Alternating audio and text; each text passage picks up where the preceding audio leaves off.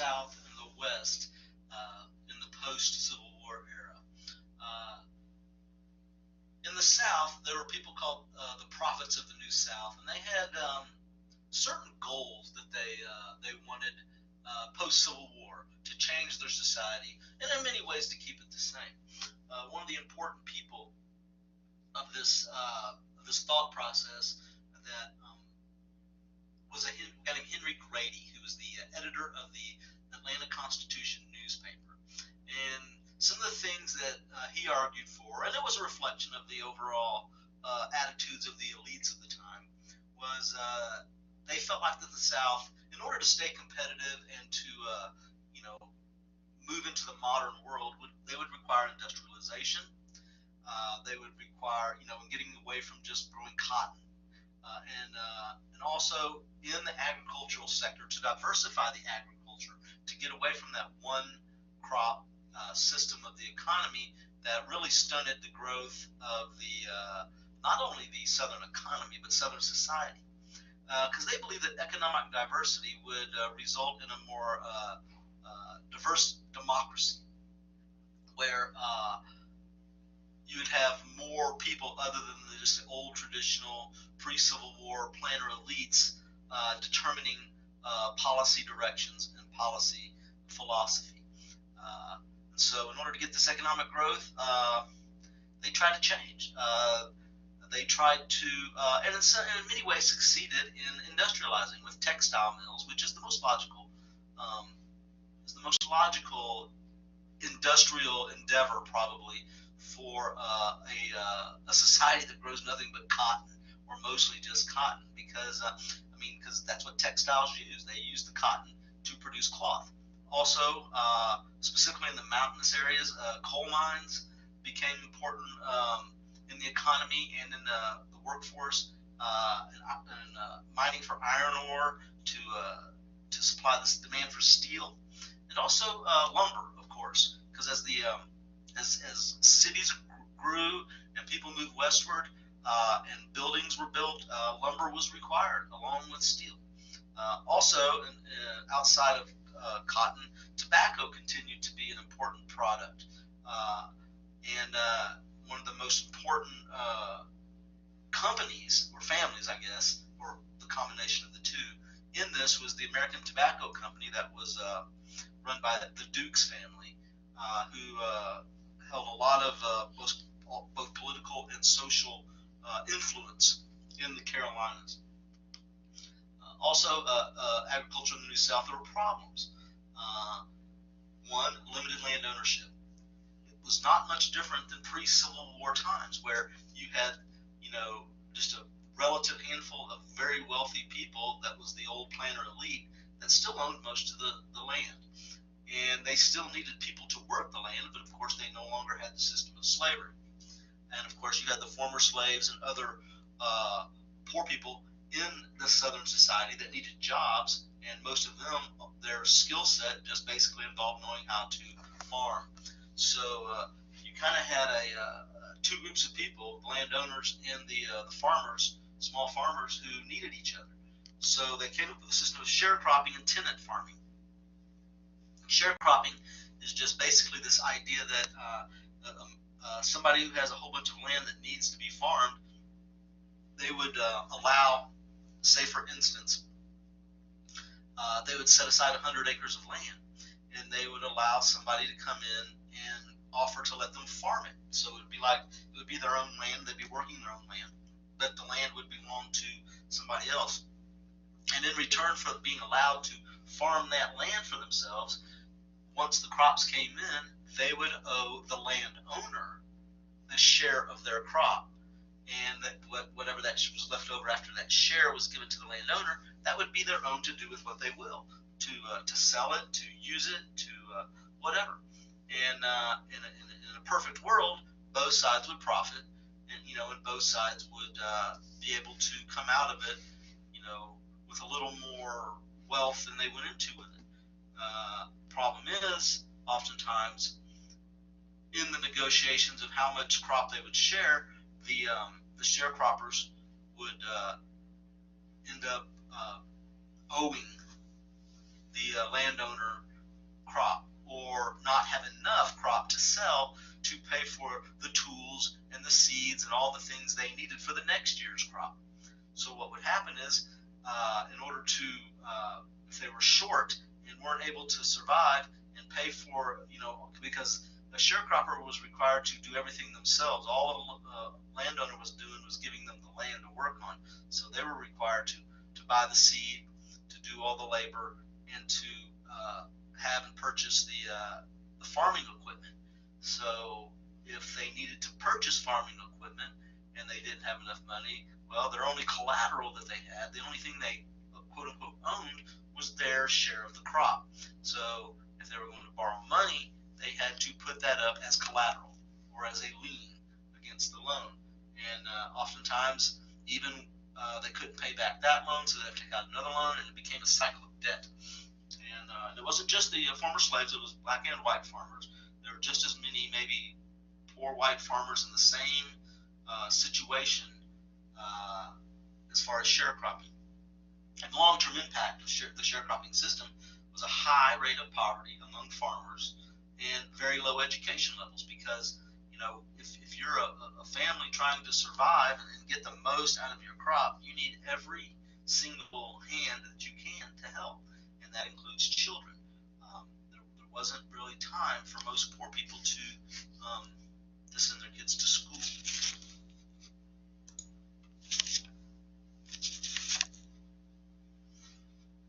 That map doesn't seem to look right, so we'll skip that. But it just shows that shows the different areas of the country that where sharecropping was prevalent. Political leadership in the New South after Reconstruction, and we are talking about the period after Reconstruction was over.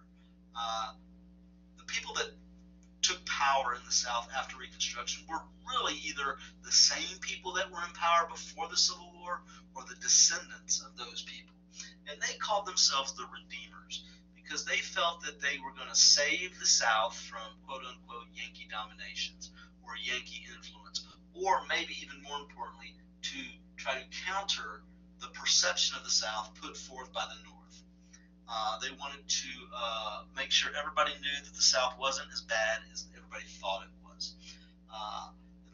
One of the things they wanted to do, while doing a lot of things to revert the South back to pre-Civil War ways, one of the things they did want to do is diversify the economy. Most everybody across the board recognized that diversifying the economy and getting away from the one-crop cotton economy was necessary for healthy economic growth. Now, opponents of the Redeemers and those that criticized the Redeemers called them the Bourbons, from the radical French royal family, who seemed to, every time that they were challenged in France, like during the French Revolution and other times, when they were challenged by people for their how they treated them and were oftentimes overthrown in civil wars and executed, they refused to change. They learned nothing from the wars and the uprisings, and the opponents of the Redeemers saw them as the same way. They looked at them and said, well, you're just going back to the exact way of life that got you into the mess of the Civil War and Reconstruction in the first place, because a lot of their policies were regressive, undoing advances of the Reconstruction era and reverting back to pre-Civil War ways, such as greatly reducing spending on education. They felt like that education, if not unnecessary, was not something that was beneficial to the elites of the South, because you really don't need an education to work on farms. And also, even if you diversify the economy, you don't need to be able to read and write to work, in a textile mill.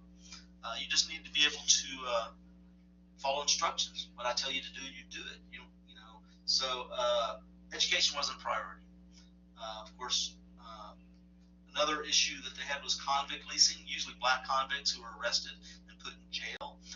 If some person that had a farm or that needed workers, well, they would the city or the jail would lease or rent the convicts to those people to have them work for them.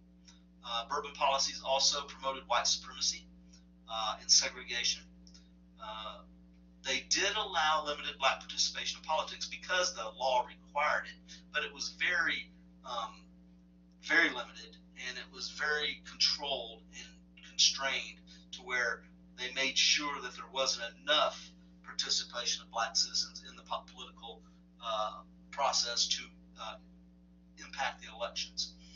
Um, so they wanted to keep the old South the way it was socially and politically before the Civil War, but they wanted to change the economy to make it more diverse. So that was really the policies of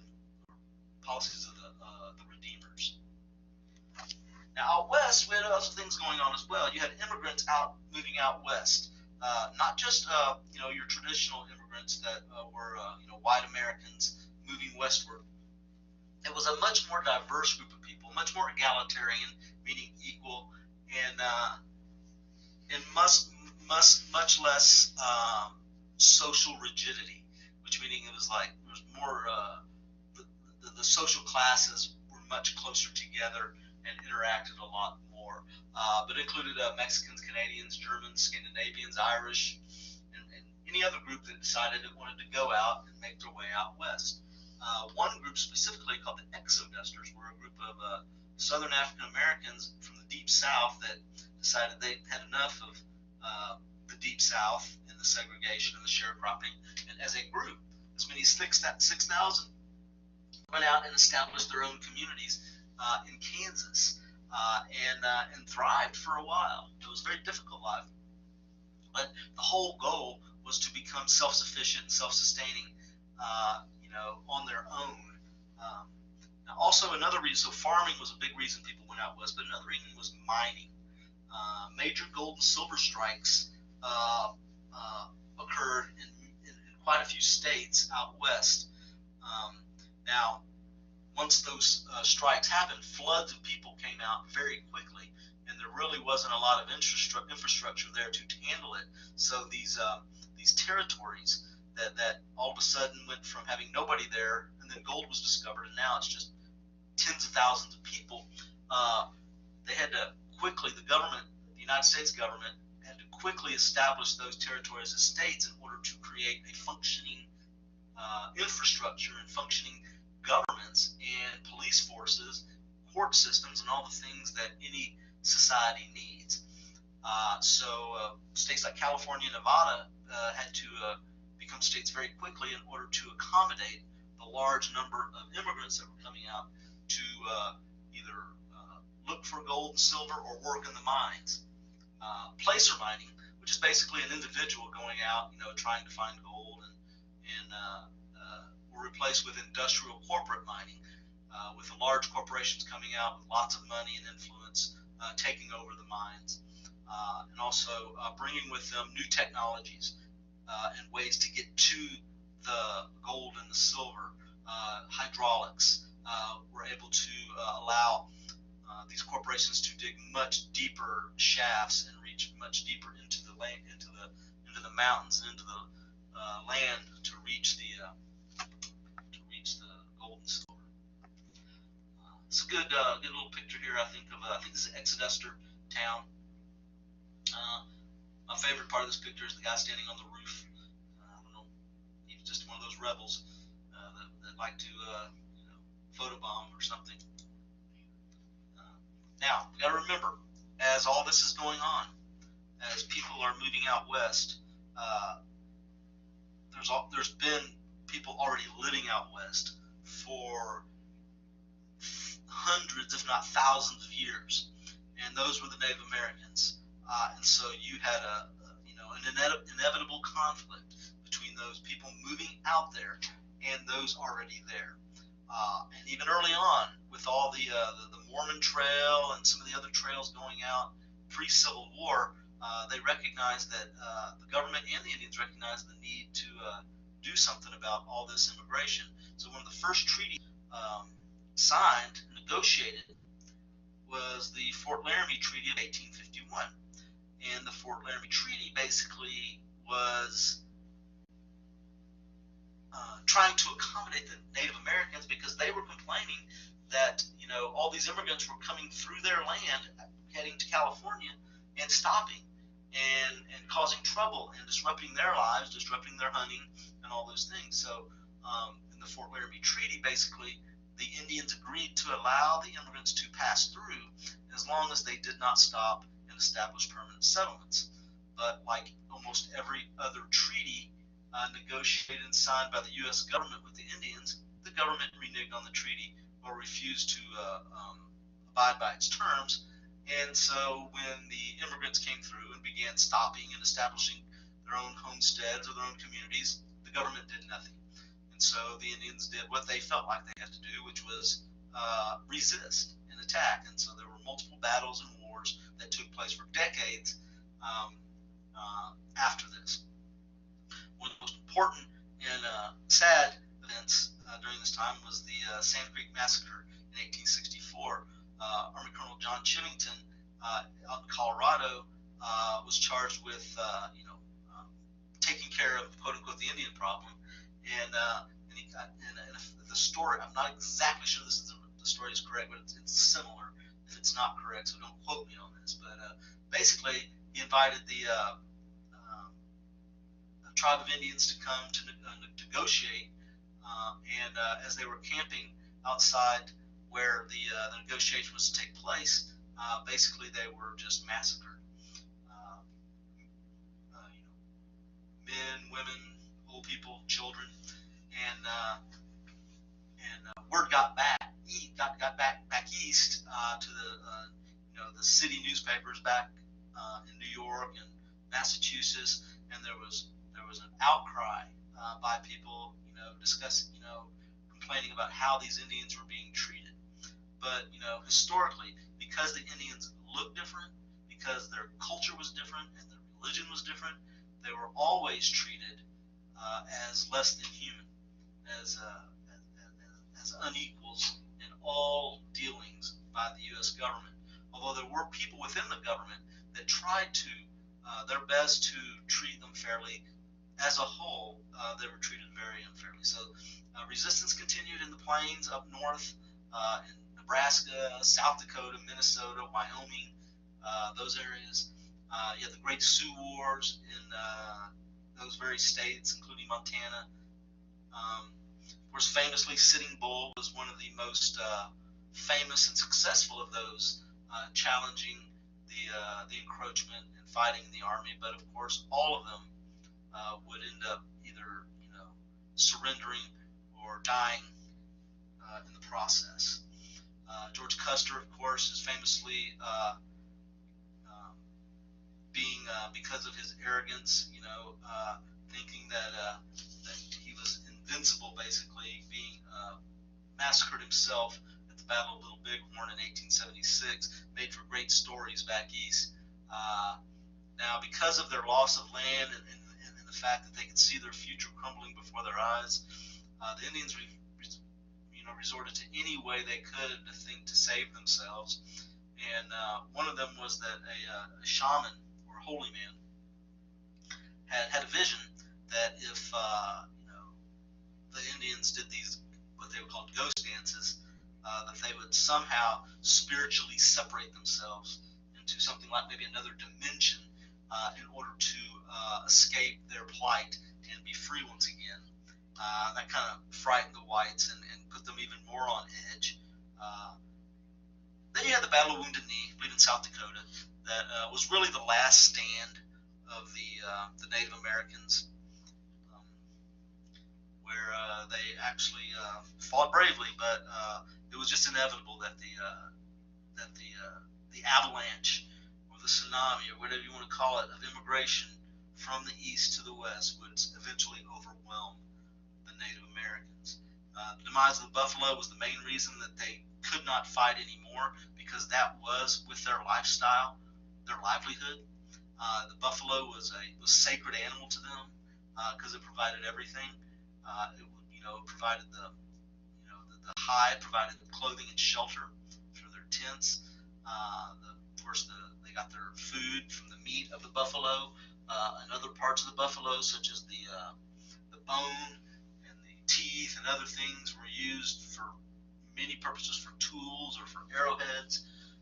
So once the buffalo was decimated by the hunting of the immigrants, but also by the disruption of the migrating patterns of the buffalo, moving around seasonally by the railroads and all the other things, that it was inevitable that the Indians' lifestyle would eventually be no more.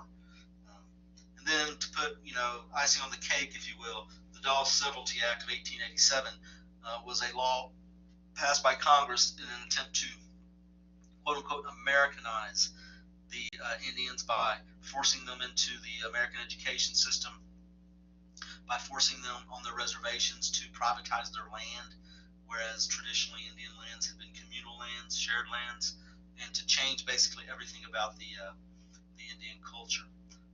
Just to note, most people know what the term genocide means, but the correct definition is genocide is the destruction or the attempt to destroy a people or their culture.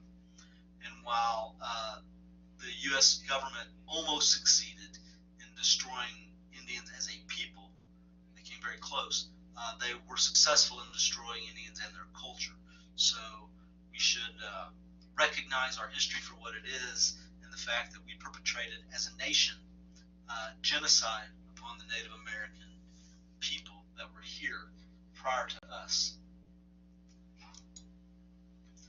This is just a little map that shows where many of the major battles, Indian wars took place. As you can see, Minnesota, the Dakota Territory, what is now South Dakota, Wounded Knee, Little Bighorn in the Montana Territory. But as you can see, there were multiple uprisings and major battles. Sand Creek there in the southeast corner of Colorado Territory. Now, also out west, cowboys began to establish themselves because of the importance of and the profitability of cattle. Okay? Joseph McCoy was one of the first to devise cattle drives, moving cattle in large herds to Abilene, Kansas. He established a kind of a way station in Abilene, Kansas, to bring in on the railroad, to bring in and purchase cattle, process cattle, and ship it back east, where the beef was very, very in demand. Of course, as more railroads expanded, so what would happen is up there in Kansas, you might have a cattle ranch in Texas, and this is before the crisscrossing totally of the railroads in the country, where if they wanted to get their cattle back east, or at least sell it to somebody that would ship it back east, they had to drive their cattle all the way from Texas up through Oklahoma and into Kansas to get it shipped on the rails. And so that was the cattle drive, and it becomes this mythological event that has been memorialized in movies and other things. But the expansion of railroads, once railroads became more prevalent, you didn't have to drive the cattle very far. Usually there was a railroad that ran fairly close to you eventually. Of course, the more railroads that expanded, the more growth there was. And early on, when there was a lot of land and not a lot of cattle ranchers, there was a constant, the cattle would graze on what they called the open range, where basically everybody had their own cattle, and they would brand them, with a branding iron to, show possession with their mark. And that way, that's how you differentiated my cattle from your cattle. Well, and that was fine because there was plenty of land and plenty of room for everybody to graze. But as the larger cattle ranchers had got more and more cattle and demanded more and more land, they began to fence off areas and lay claim to it as their own and purchase the land. And what it did, it forced the small ranchers out of business. They didn't own their own land, or they just didn't own enough land to graze their cattle. So that was kind of, and one of the ways in which they did it. But prior to the invention of barbed wire, they would just cut the fences or find ways to get around it. But when Joseph Glidden invented barbed wire, that was kind of made it very difficult for the cattle to find, at least the ones that weren't of the major ranchers, find places to graze. So for testing purposes, you might want to know who Joseph McCoy and Joseph Glidden are. Farmers in the West, there's a lot of farmers out west. It was tougher to farm out there because the land and the soil was not as conducive to farming as it was, back east in the south and in the Ohio Valley, where the soil was rich and soft. The land and soil were hard, oftentimes, and dry out west. But the land was cheap, especially because of the Homestead Act of 1862, which encouraged, through very, very cheap land, people to come out west. I mean, if you have no land and you're in, Kentucky or Tennessee, I guess cheap, difficult land is better than no land at all. So many, many people moved out west to try to make it. Of course, before the expansion of the railroads out there, crisscrossing the West, it was a very difficult life because you were isolated. But once the railroads expanded out there, it became somewhat better because you had more access to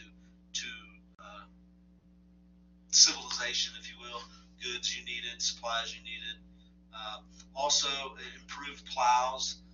Stronger plows allowed people to till soil that maybe in the past would have been unworkable. And then women in the West. The West has always been much more progressive as far as equality, gender equality, than back east. Back east in the original colonies, you had these very Victorian ideas of the place of women, the role of women, what they should and shouldn't do. Whereas out west, all hands on deck. Everybody had to work hard. Everybody had to work side by side, and women were treated much more equally. Also, oftentimes you would have widows or single women that were very successful business people, and it really wasn't a big deal.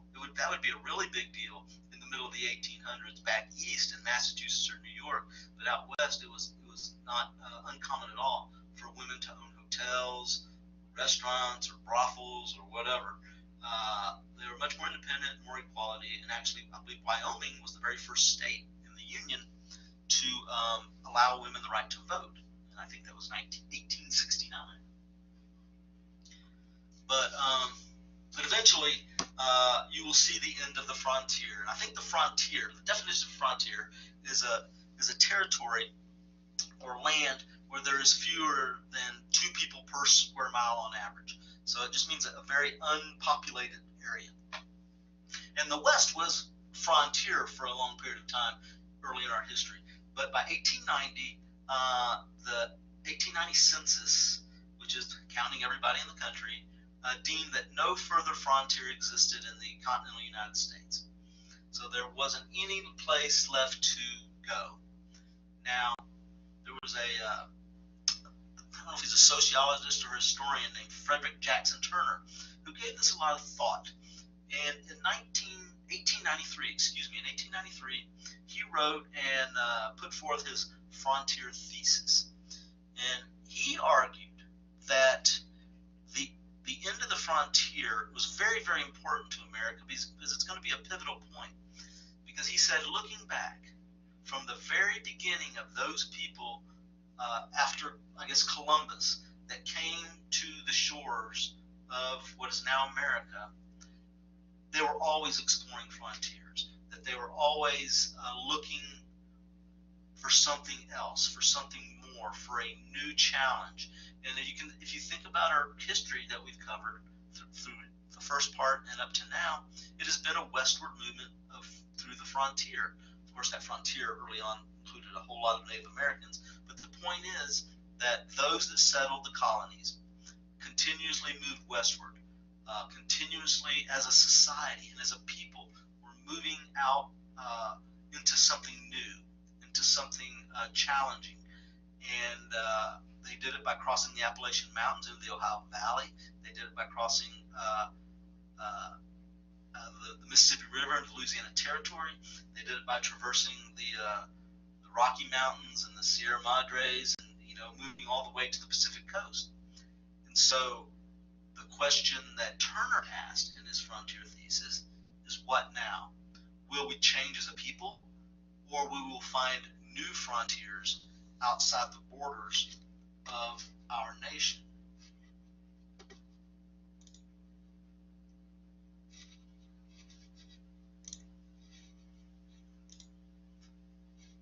This is just a great picture of a frontier house out west. It's like an adobe house. All those people, it's like 1, 2, 3, 4, 5, 6, 7, 8, 9 total, 2 adults and 7 children, and a dog and a horse living in that quite small house.